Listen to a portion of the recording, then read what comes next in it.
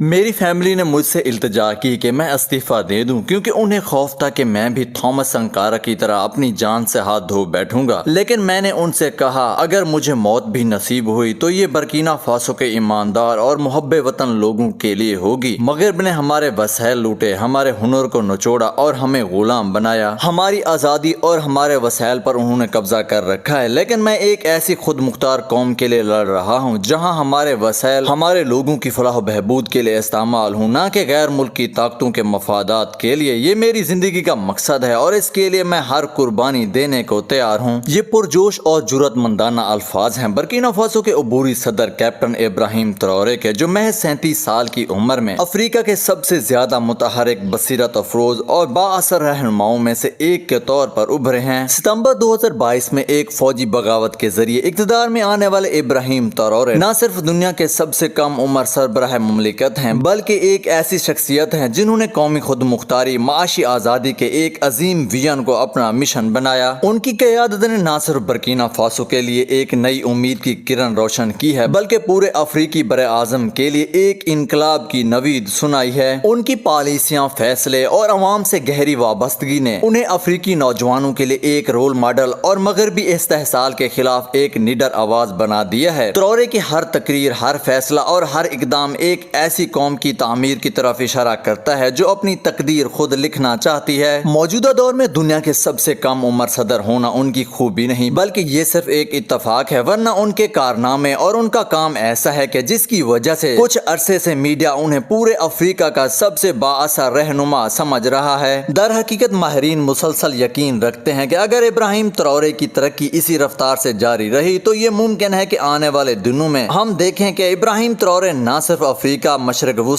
بلکہ پوری مسلم دنیا کے سب سے مشہور اور بااثر رہنماؤں میں شمار ہوں گے۔ ان کا مقابلہ کرنا یا ان سے نمٹنا خاص طور پر مغربی دنیا کے لیے بہت مشکل ہوگا۔ ابراہیم تراورے کی کہانی صرف ایک فرد کی جدوجہد یا عروج کی داستان نہیں بلکہ یہ ایک ایسی قوم کی عظیم داستان ہے جو صدیوں سے کولونیل استحصال، غربت اور غیر ملکی تسلط کے سائے سے نکلنے کی کوشش کر رہی ہے۔ ابراہیم تراورے کی قیادت نے برکینا فاسو کے عوام کو یہ یقین دلایا ہے کہ ان کی زمین، ان کے وسائل اور ان کا مستقبل ان کے اپنے ہاتھوں میں ہو سکتا ہے۔ برکینا فاسو مغربی افریقہ کا ایک لینڈ لاکڈ ملک اور اس کی آبادی 2 کروڑ 40 لاکھ کے قریب ہے، جبکہ یہ خطہ ایماندار لوگوں کی سرزمین کے نام سے مشہور ہے۔ اس کی تاریخ قدیم بادشاہوں سے لے کر فرانسیسی کولونیل دور تک پھیلی ہوئی ہے، جس نے 1896 سے 1960 میں آزادی کے حصول تک اسے اپنے شکنجے میں رکھا۔ تاہم آزادی کے بعد بھی فرانس نے اپنی سابقہ کالونیوں پر معاشی اور سیاسی کنٹرول برقرار رکھا۔ CFA فرانک کرنسی جو 14 افریقی ممالک استعمال کرتے ہیں، فرانس کی معاشی گرفت کا ایک اہم ذریعہ رہی ہے۔ اس کرنسی کی قیمت فرانس کے مرکزی بینک کے ذریعے طے کی جاتی ہے اور افریقی ممالک کو اپنے 50% زر مبادلہ کے ذخائر فرانس میں رکھنے کی پابندی ہے۔ اس کے علاوہ نو آبادیاتی قرض کے نام پر فرانس نے اپنے سابقہ کالونیوں سے مالی فوائد حاصل کیے جو ان ممالک کی معاشی ترقی کے لیے ایک بڑی رکاوٹ رہا۔ برکینا فاسو جیسے ممالک کو اپنی صلاحیتوں کو مکمل طور پر استعمال کرنے سے روک دیا گیا اور ان کے قدرتی وسائل، خاص طور پر سونا جو ملک کی برآمدات کا 80% حصہ ہے، ہمیشہ غیر ملکی کمپنیوں بالخصوص فرانسیسی کمپنیوں کے ہاتھوں استحصال کا شکار رہا ہے۔ برکینا فاسو کے سونے کے ذخائر افریقہ میں سب سے بڑے ذخائر میں سے ایک، ملک کی معیشت کا اہم ستون ہے، لیکن ان کی دولت مقامی آبادی تک نہیں پہنچ سکتی۔ فرانسیسی کمپنیوں اور ملٹی نیشنل کارپوریشنز نے کان کنی کے معاہدوں کے ذریعے 90% منافع اپنے قبضے میں رکھا، جبکہ برکینا فاسو کو معمولی رائلٹی ملتی۔ سونا نکالا جاتا تو برکینا فاسو سے تھا، لیکن اس کی ریفائننگ اور پروسیسنگ فرانس اور دیگر مغربی ممالک میں ہوتی، جس سے مقامی معیشت کو کوئی خاص فائدہ نہیں پہنچتا تھا۔ اس کے نتیجے میں مقامی آبادی کو ماحولیاتی تباہی، پانی کی آلودگی اور صحت کے مسائل کا سامنا کرنا پڑتا، جبکہ بنیادی سہولیات جیسے صاف پانی، بجلی اور تعلیم تک رسائی نہ ہونے کے برابر تھی۔ فرانس نے نہ صرف سونے کی صنعت پر کنٹرول رکھا بلکہ اپنی فوجی موجودگی کے ذریعے برکینا فاسو کی خود مختاری کو محدود کیا۔ فرانسیسی فوجی اڈوں کی موجودگی اور فوجی معاہدوں نے ملک کی سیاسی آزادی کو کمزور کیا اور کسی بھی تبدیلی کو فرانس کی مرضی کے بغیر ممکن نہ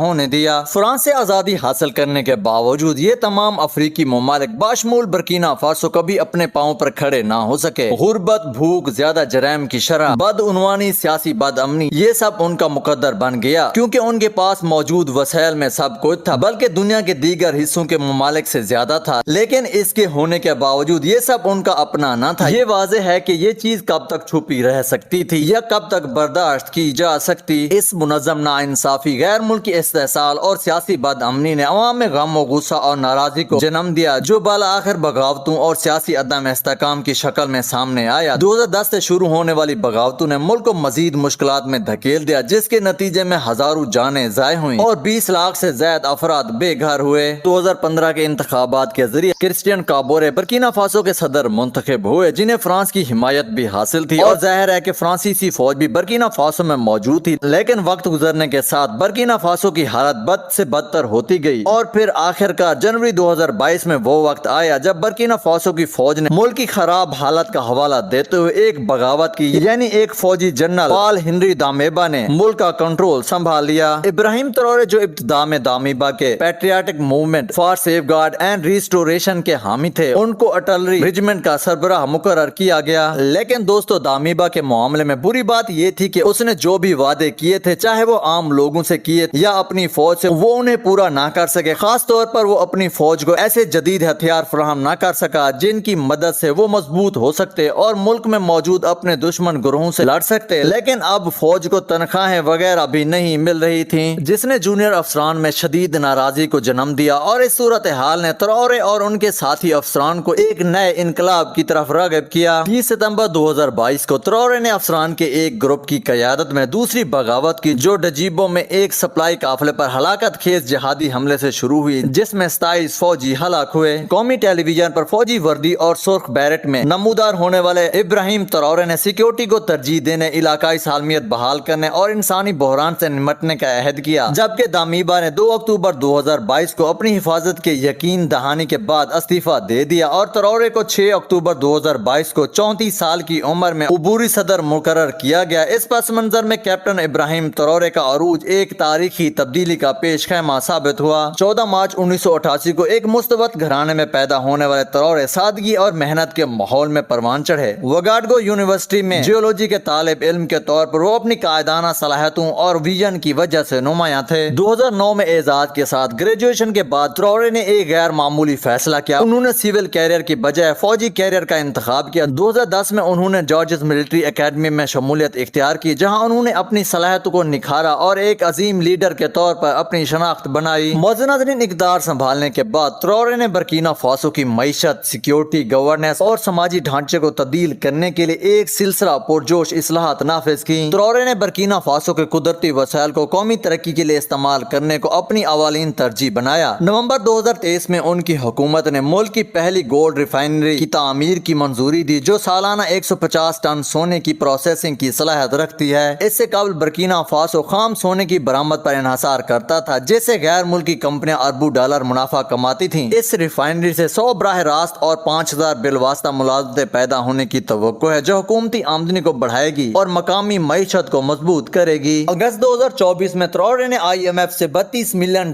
کے قرض کو مسترد کر دیا، یہ کہتے ہوئے کہ افریقی قوموں کے پاس وہ سب کچھ ہے جو خود ترقی کے لیے درکار ہے۔ ان کا یہ فیصلہ مغربی مالیاتی اداروں سے انحصار کم کرنے کی طرف ایک اہم قدم تھا۔ فروری 2023 میں ترورے نے فرانسیسی فوجیوں کو ملک سے نکالنے اور فرانس کے ساتھ فوجی معاہدوں کو ختم کرنے کا فیصلہ کیا، جو مغربی اثر و رسوخ سے نکلنے کی طرف ایک بولڈ قدم تھا۔ ترورے نے 2023 کے روس افریقہ سربراہی اجلاس میں مغربی نوآبادیاتی نظام پر کھل کر تنقید کی اور صدر پوتن سے ملاقات کے بعد روس سے فوجی تربیت اور تعاون کا وعدہ حاصل کیا۔ ترورے نے فوجی صلاحیت کو مضبوط کرنے کے لیے روس، چین اور ترکی کے ساتھ اسٹریٹجک اتحاد قائم کیا۔ روس سے نیم فوجی حمایت اور ڈرونز کی خریداری نے جہادی بغاوتوں سے نمٹنے میں مدد کی۔ چین سے مسلح گاڑیوں اور ترکی سے ڈریسٹن ڈرونز نے فوج کی صلاحیت کو بڑھایا۔ توانائی کے شعبے میں ترورے نے ملک کے 79% لوگوں تک بجلی کی عدم رسائی کے مسئلے کو حل کرنے کے اقدامات کیے۔ چین کے تعاون سے 25 میگا واٹ کا ایک سولر پلانٹ قائم کیا جا رہا ہے، جو قلیل مدتی حل فراہم کرے گا۔ طویل مدتی طور پر روس کے ساتھ شراکت میں ایک جوہری بجلی گھر کی تعمیر شروع کی گئی، جو صاف توانائی، صحت کی دیکھ بھال اور صنعتی ترقی کو فروغ دے گی۔ اگر یہ منصوبہ کامیاب ہوتا ہے تو برکینا فاسو جنوبی افریقہ کے بعد افریقہ کا دوسرا ملک بن جائے گا جو نیوکلیئر پاور پلانٹ سے بجلی حاصل کرے گا۔ زرعی شعبہ ترورے کے ایجنڈے کا ایک اہم ستون رہا ہے۔ انہوں نے national support centre for artisanal cotton processing, ٹماٹر پروسیسنگ پلانٹس اور کسانوں کے لیے مفت ٹریکٹر خدمات کے قیام کے ذریعے زرعی پیداوار کو فروغ دیا۔ سبسڈی والے بیج اور کھاد جہادوں نے زرعی میکانائزیشن کو بڑھاوا دیا، جس سے 2 سالوں میں غذائی تحفظ میں 50% سے زیادہ بہتری آئی۔ چین سے درآمد کیے گئے ٹریکٹرز، موٹر پمپس اور دیگر زرعی آلات کسانوں میں مفت تقسیم کیے گئے، جس نے درآمدات پر انحصار کم کیا اور پائیدار ترقی کو فروغ دیا۔ جنوری 2025 میں روس نے برکینا فاسو کو 25,000 ٹن گندم عطیہ کی، جو غذائی کمی سے نمٹنے میں ایک اہم قدم تھا۔ تراورے کی قیادت کا انداز عاجزی اور خدمت پر مبنی ہے۔ انہوں نے سالانہ $76,000 کی معیاری ساداتی تنخواہ کو مسترد کر کے اپنی فوجی کیپٹن کی تنخواہ برقرار رکھی۔ حکومتی تنخواہوں کو 20% کم کر کے انہوں نے فنڈز کو ترقیاتی منصوبوں کی طرف موڑ دیا۔ ان منصوبوں میں اسکولوں، ٹیکسٹائل فیکٹریوں اور دور دراز علاقوں میں تعلیمی اور صحت کی دیکھ بھال کے فرق کو دور کرنے کے لیے موبائل ہیلتھ کلینکس کی تعمیر شامل ہے۔ موضوع ناظرین، ابراہیم تراورے کے اقتدار کو متعدد بغاوات کی کوششوں کا سامنا بھی کرنا پڑا ہے۔ اپریل 2025 میں آئیوری کوسٹ سے مبینہ طور پر منصوبہ بند ایک بڑی سازش بے نقاب ہوئی، جس میں 5 بلین CFA فرنٹ کے ساتھ فوجیوں کو رشوت دینے کی کوشش کی گئی، جس کو خفیہ آپریشن کے ذریعے ناکام بنا دیا گیا۔ ستمبر 2023 اور جون 2024 کی کوششوں نے فوج کے اندر داخلی تقسیم کو اجاگر کیا، لیکن تراورے کی مضبوط قیادت نے ان چیلنجز پر قابو پا لیا۔ تراورے کی قیادت ایک ایسی قوم کے لیے امید کی علامت ہے جو صدیوں سے استحصال کا شکار رہی۔ ان کا ویژن، جرأت اور عزم نہ صرف برکینا فاسو بلکہ پورے افریقی بر اعظم کے لیے ایک نئے دور کا آغاز کر رہا ہے۔ ان کی کہانی ایک ایسی قوم کی داستان ہے جو اپنی زنجیریں توڑ کر اپنی تقدیر خود لکھنا چاہتی ہے۔